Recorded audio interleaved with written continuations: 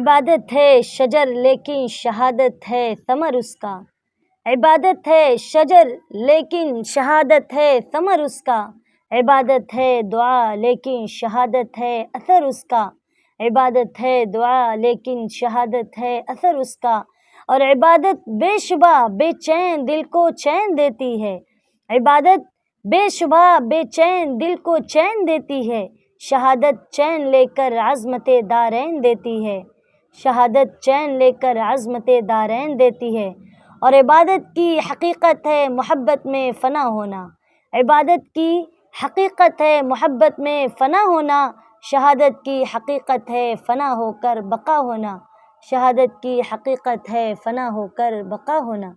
السلام علیکم ورحمۃ اللہ وبرکاتہ۔ تو جی ہاں ناظرین، اس ویڈیو میں ہم سیدنا امام علی مقام امام حسین رضی اللہ تعالیٰ عنہ کے بارے میں ڈسکس کریں گے، جو ہم نے پارٹ نمبر 1 میں کچھ باتیں بتائی ہیں۔ اگر آپ نے نہیں سنا تو ڈسکرپشن میں لنک موجود ہے، آپ سبھی لوگ وہاں جا کر ضرور سنیں۔ جو دہکتی آگ کے شعلوں پہ سویا وہ حسین، جو دہکتی آگ کے شعلوں پہ سویا وہ حسین، جو دہکتی آگ کے شعلوں پہ سویا وہ حسین، اور جس نے اپنے خون سے عالم کو دھویا وہ حسین، اور جو جواں بیٹے کی میت پر نہ رویا وہ حسین، جس نے سب کچھ کھو کے پھر بھی کچھ نہ کھویا وہ حسین، اور جس نے اپنے بچوں کی دے دی سخاوت وہ حسین، ہنس کے جس نے پی لیا جام شہادت وہ حسین۔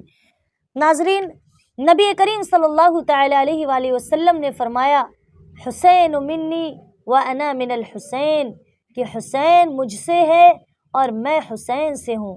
پھر حضور اکرم صلی اللہ تعالی علیہ وآلہ وسلم نے فرمایا، احب اللہ من احب حسینا، کہ جو حسین رضی اللہ تعالیٰ عنہ سے محبت رکھتا ہے اللہ اس سے محبت رکھتا ہے۔ مسجد نبوی صلی اللہ تعالی علیہ وآلہ وسلم میں عصر کی نماز ہو رہی تھی، امام الانبیاء صلی اللہ تعالی علیہ وآلہ وسلم جماعت کروا رہے تھے، مقتدی حضرت صدیق اکبر، حضرت عمر فاروق اور حضرت عثمان غنی، حضرت علی المرتضی رضی اللہ تعالی عنہ مجمعین تھے، اور حضرت امام حسین رضی اللہ تعالی عنہ کی 6 سال کی عمر تھی۔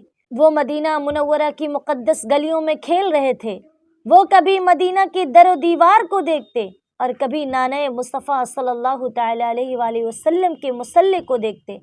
کملی والے آقا صلی اللہ تعالی علیہ وآلہ وسلم جب سجدے میں گئے تو حضرت حسین رضی اللہ تعالی عنہ نے چھلانگ لگائی اور نبی کریم صلی اللہ تعالی علیہ وآلہ وسلم کے کندھوں پر سوار ہو گئے۔ عرش والے حیران رہ گئے، فرشتے دم بخود تھے، حوریں محو حیرت تھیں، مگر روح فطرت مسکرا رہی تھی۔ جبرائیل علیہ السلام نے پکارا، اے مولا، یہ کیا تماشا ہے؟ بچہ حسین امام الانبیاء کے کندھوں پر نماز میں اور سجدے کی حالت میں سوار ہو گیا ہے۔ خدا نے فرمایا، جبرائیل خاموش، آج جس بچے حسین کو تم سجدے میں نانے مصطفیٰ صلی اللہ علیہ وآلہ وسلم کے کندھے پر دیکھ رہے ہو، کل اسی بچے حسین کو میدان کربلا میں نیزے پر چڑھ کر قرآن پڑھتے بھی دیکھنا۔ سید المرسلین نے ارادہ کیا کہ سجدے سے سر اقدس کو اٹھاؤں، مگر جبرائیل علیہ السلام نے آ کر فرمان خداوندی سنا دیا، جب تک حسین رضی اللہ تعالیٰ عنہ اپنی مرضی سے نہ اتر جائیں تو اے محبوب آپ اس وقت تک سجدے سے سر نہ اٹھائیں۔ کملی والے نے نماز لمبی کر دی اور 3 یا 5 کے بجائے 72 دفعہ تسبیح پڑھی۔ حضرت حسین رضی اللہ تعالیٰ عنہ اپنی مرضی سے نانے پاک کے کندھوں پر سے اترے اور ہنستے کھیلتے گھر آ گئے۔ ماں نے پوچھا، بیٹا کیا ہوا؟ عرض کی، اماں جان، آج آپ کے باپ یعنی نانے مصطفیٰ صلی اللہ تعالی علیہ وآلہ وسلم یعنی تمام انبیاء کے امام سجدے میں تھے۔ پھر پوچھی، پھر بیٹا کیا ہوا؟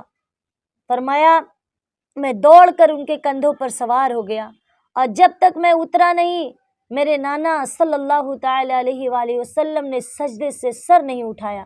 خاتون جنت نے فرمایا، بیٹا حسین، تم نے نماز کا خیال نہ کیا اور تم نے نبوت کا لحاظ نہ کیا۔ بیٹے نے عرض کی، اماں جان پریشان نہ ہو، یہ ایک راز کی بات ہے۔ ماں نے پوچھا، بیٹا وہ کیا راز ہے؟ عرض کی، اماں جان، میرے نانا مصطفیٰ صلی اللہ تعالی علیہ وآلہ وسلم نے میرے لیے 72 تسبیح پڑھی ہیں، اور کربلا میں اس کے بدلے اپنے نانا کے دین کی خاطر اپنے بہتر تن کو قربان کر دوں گا۔ ناظرین، 4 ایسی صفات ہیں جو سیدنا امام علی مقام میں تھیں۔ سب سے پہلی چیز عبادت، دوسری سخاوت، تیسری شجاعت اور چوتھی شہادت۔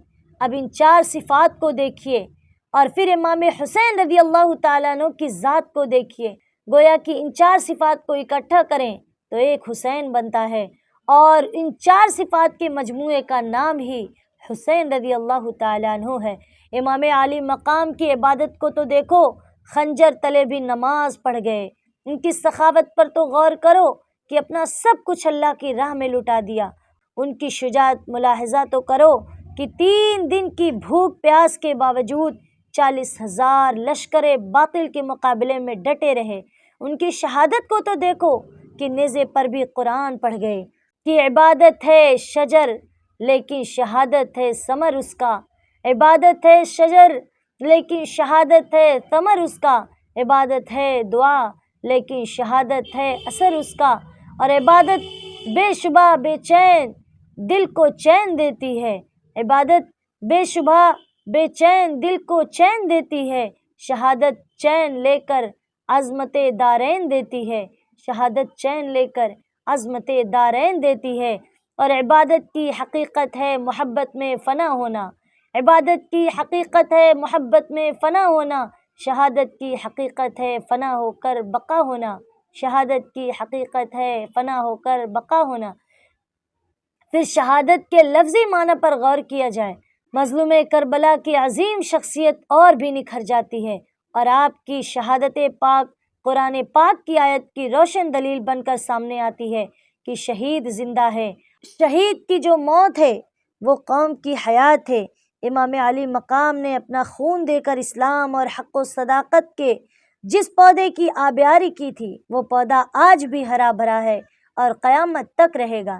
عبرانیوں نے زبور میں رد و بدل کر دیا، تحریف کی، اور عیسائیوں نے انجیل میں تغییر و تبدیل کر دیا، مگر قرآن پاک کی یہ شان ہے کہ قیامت تک اس کا ایک نقطہ بھی تبدیل نہیں ہو سکتا۔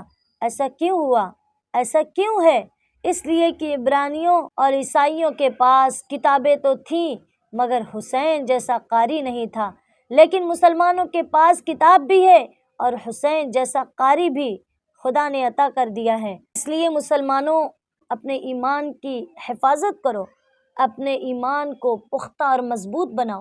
اس سال یہ نیت کریں کہ اس اسلامک جو نیا سال شروع ہو رہا ہے ہم اس میں اپنے آپ کو چینج کریں گے اور سیدنا امام علی مقام کی طرح اپنی زندگی کو گزارنے کی کوشش کریں گے، ان کی طرح دین کے لیے، اللہ اور اس کے رسول کے لیے اپنا تن من دھن سب کچھ قربان کریں گے۔ اللہ آپ سب کو اور مجھ کو عمل کی توفیق عطا فرمائے۔ السلام علیکم ورحمۃ اللہ وبرکاتہ۔